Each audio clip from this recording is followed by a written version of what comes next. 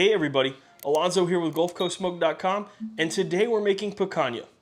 So if you don't know what picanha is a cut of beef that comes from an area on the rump of the cow above the fat cap. In the United States, we're typically calling that a sirloin cap or a rump cap.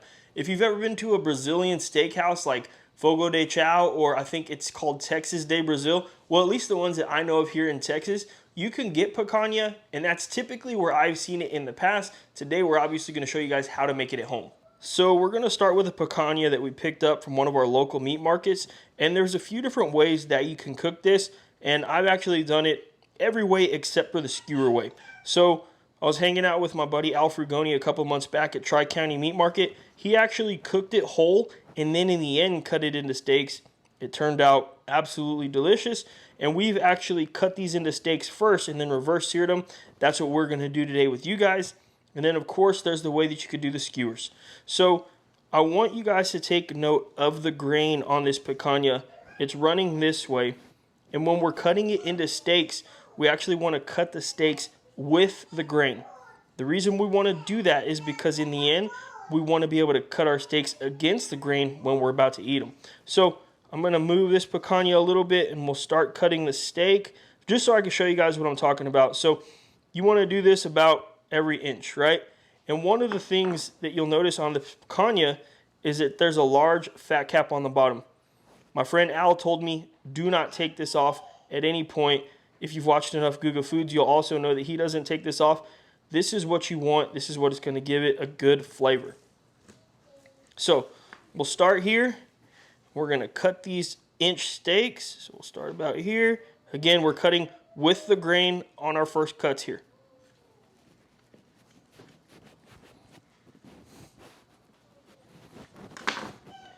So now, if you look at the steaks, you'll notice when you're slicing into this in a little bit, everything's going to be cut against the grain when you're eating it, and then you're also going to get that nice fat cap on the bottom, which is going to enhance that flavor. You'll see that I believe this is just a choice grade, but there is some decent marbling in there, so this is all going to turn out delicious. Let's cut the rest of these up. And this is what our steaks are going to look like in the end. Like I said, take a look at this middle piece. This looks really good. Fat cap running all the way through the bottom, and you see that nice marbling. And again, we're going to be cutting against the grain. That's going to leave for a tender bite. So now that we have the picanha cut into steaks, it's time to season this up. And this is a pretty important process in the cook just to make sure that we're getting the right seasoning on there so we can get that true Brazilian flavor. So we're going to start off with pickle juice, olive oil, honey, mustard, and water as a binder, and then we're going to hit it with black pepper, sugar, Montreal steak seasoning, salt, Lowry seasoned salt, and I'm just kidding with you guys. We're only using kosher salt today. Any of you purists out there, don't come at me. I was completely kidding. We're just hitting this with kosher salt. We want to keep this as traditional as possible.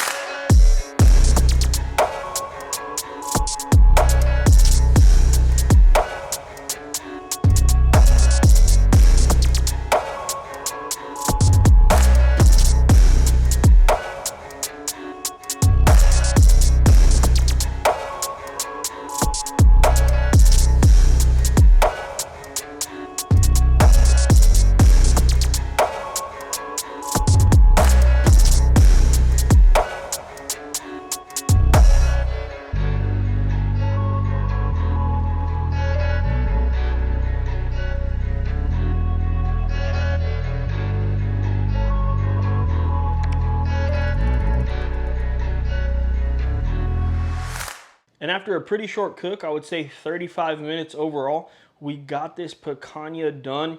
It looks so delicious. The char on it is off the chain. So we decided last second to do it caveman style, which is just to put it over the lump charcoal, or if you have wood burning, you could put it over the wood as well. But it gives it such a good crust. And if you're worried about any of that lump charcoal actually being on your meat and making it gritty, don't be at all. That was one of our first concerns when we tried this. We did it on a tri-tip sometime last year or maybe the year before, but we had no issues with it then, and we still had no issues with it today. And I'll tell you what, I'm ready to get right into this. let's talk about how this picanha tastes. You can see that it is just dripping with juices. We let it sit and rest for about 10 or 15 minutes while we went out to the front yard. My sister came over, and now it's time to take a bite. So tender. And that is why you want to cut with the grain in the end. So just so you remember, we did slice these steaks with the grain in the beginning, and now we're slicing against whenever we're making this. I might have actually just said that backwards. I don't know. I think I did now that I'm thinking about it. But so in the beginning, we sliced the steaks with the grain to make them into steaks. Now we're slicing against the grain, and that's why the fibers on this meat are a lot smaller, and it turned out super duper tender. The thing about picanha that I really can't explain is the flavor. It's definitely beefy, but it does taste different. And I don't know how to explain the difference to you. I think you just need to try it, and you just need to see if you'd like it. The fat cap on it gives it such a great and unique texture because you get that nice velvety bite on the fat, and then there's the crust, and then of course there's the steak part of it. It just comes together for a really, really killer bite, and I definitely recommend you guys try this at your house. The cool thing about this picanha is I picked it up at the local meat market for about $33. It doesn't cost too much. I was able to turn it into 5 steaks here. This is enough to feed a few different people. You can have a party, you can have some friends over, try something different. If you guys enjoyed a video like this, let us know by hitting the like button, subscribing to the channel. We hope 2022 is our biggest year yet, and you guys can help out with that. We'd really appreciate it. As always, I really appreciate you guys tuning into this video. Thanks, and we'll see you on the next one.